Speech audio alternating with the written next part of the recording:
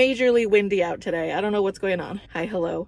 I figured we would do just a quick little book haul because I did find a few more books. I did get a copy of Swordheart, and it's very pretty, but I've also been wanting to read this book for a long time, so my intentions aren't completely like vapid.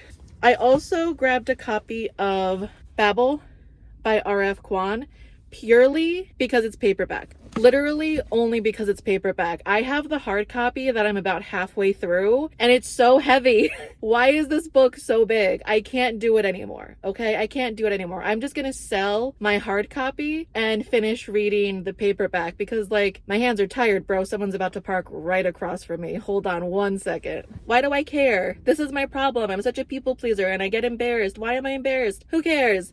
So anyway, the other 2 books I got, I also grabbed A Dawn of Onyx. I've seen this one online in quite a few places, and I believe it's a completed trilogy. So I'm excited to read that. I've kind of been eyeing it for a while. And then the 4th book I got is a little bit different, I feel like, than fantasy romance, dark academia type of books that I normally read. And that is Watermoon. This is another one I've been seeing it everywhere online, and I've seen some really good reviews for it, so I figured, why not, you know? Also, I don't understand how it's like 30 degrees outside and 80 degrees in my car right now. That's my little book haul. I don't know what's on the agenda next, so if anything, I will see you when I get home and we'll chat a little bit more about the books I got, as well as a potential unhaul video, because my book situation at home right now is kind of messy and all over the place, and I definitely need to organize a bit better. And like the fact that I bought a paperback of Babel simply because the hard copy was hurting my hands when I was reading it, like, I need to unhaul it, okay? I don't need 2 copies of Babel, so let me stop looking like a complete weirdo. Hi, it has been about 2 weeks.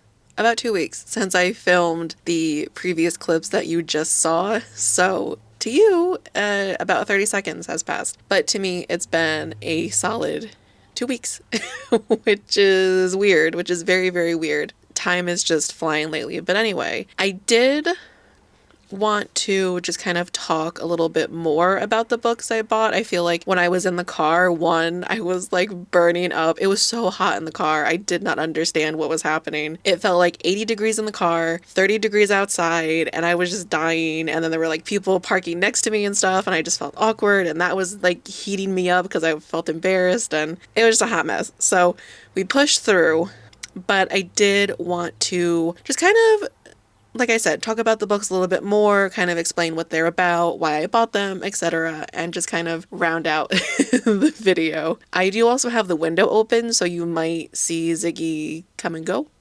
I don't know what his plans are. But other than that, let's just dive right in. So when I originally went to Barnes & Noble, there was only 1 book I wanted to get. 1. I left with 4, and I think that shows extreme self-control. But still, I only went in to get 1. And the 1 book that I went in to get was Swordheart by T. Kingfisher. And Swordheart tells the story of our main character, Hala, who has just inherited the estate of her uncle-in-law, as well as the rest of the in-laws who have descended upon the estate. And she incidentally summons Sarkis, our main male character, who is pretty much a warrior trapped in an enchanted sword. And he's kind of like a genie. He only comes when summoned. But don't tell him he's a genie to his face. He'll get very mad. And essentially, they go on an adventure. I don't know what I don't really know what else happens in the book. I'm only about 30% into this book. I am liking what I'm reading so far. I've been wanting to read this book for quite a while. I genuinely don't know what's going to happen. I do know that so far they have left Hala's deceased uncle's estate because she is trying to pretty much get her hands on the inheritance that was left to her, but she is a widow. So she is an unmarried woman of a certain age, and, you know, nobody likes that, especially men. So she's trying to figure out how she can get her hands on the inheritance to set up dowries for her nieces. She comes from a very poor family, and Sarkis is essentially helping her along the way currently. I will update you with a better summary once I have read more of the story. But like I said, this one I've been wanting to read for a while. My local library only had like 2 copies, so the wait times were astronomically long. Like it was crazy. I think I put in a hold and I think I waited almost 6 months to finally get a copy. And of course I was reading like 10 other things. So I was like, you know what? I don't want to pressure read this. I don't want to read it really fast just for the sake of reading it. So I'm just going to wait. And the universe aligned and this got published with a very pretty cover, may I add. And here we are. Here we are. I'm enjoying it so far, like I said, about 30% in, so I don't have too much of an update, but currently I'm really enjoying the writing. And I'm also really enjoying the banter between Sarkis and Hala. Hala doesn't know when to shut up. And I find it really funny. And Sarkis is very much like grumpy, but something's starting to like, he's starting to get a little soft, and I'm here for it. So we'll see how this goes, but so far, thumbs up. I'm enjoying it. And let's move on. The next book that I picked up, I wasn't planning on getting. Honestly, like the next 3, I wasn't planning on getting. But I've seen this book floating around on the interwebs, and that is A Dawn of Onyx by Kate Golden. This, I believe, is a trilogy, and I've seen a lot of other like booktubers who also like fantasy romance genres talking about this book, and so I decided to just grab a copy. Okay, I'm trying to get back to like those early fantasy romance days where the male main characters yearned and they all weren't enemies. You know, anyway. But a short summary for A Dawn of Onyx is a young healer is kidnapped by the enemy kingdom and ends up caught up in a web of secrets, forbidden magic, and slow-burning attraction to a mysterious prince. And this one I have not started yet, so I can't say too much about it. This was really like the booktube, book talk, bookstagram influenced me to purchase this book.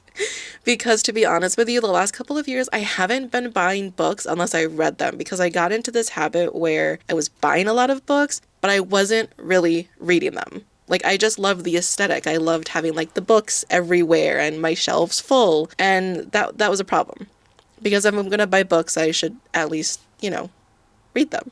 So very much looking forward to getting into this one. If you've read this one, I'd actually love to hear your thoughts on it, because I'm very curious to know how the romance is, because I've seen some people say that it's very like YA, there's not really any romance. I also saw someone call this spicy, and I'm just confused. So I kind of do want to know what I'm getting into in terms of the romance like plot, but other than that, I don't want to know. Like, I just want to go in blind. That's my favorite way to go into a book. And the next book I decided to get was 100% an impulse buy. Okay. I saw the cover online and I knew it was cute, but once I saw it on the shelf, it was coming home with me. And that is Watermoon by Samantha Sotto Yambao. I probably mispronounced that. I apologize. But Watermoon is a lyrical and whimsical novel that blends romance, folklore, and magical realism. Watermoon follows a woman who embarks on a dreamy, after-worldly journey that reconnects her with her lost love and family secrets. It's a quiet, beautifully written story perfect for fans of atmospheric reads and Southeast Asian-inspired fantasy.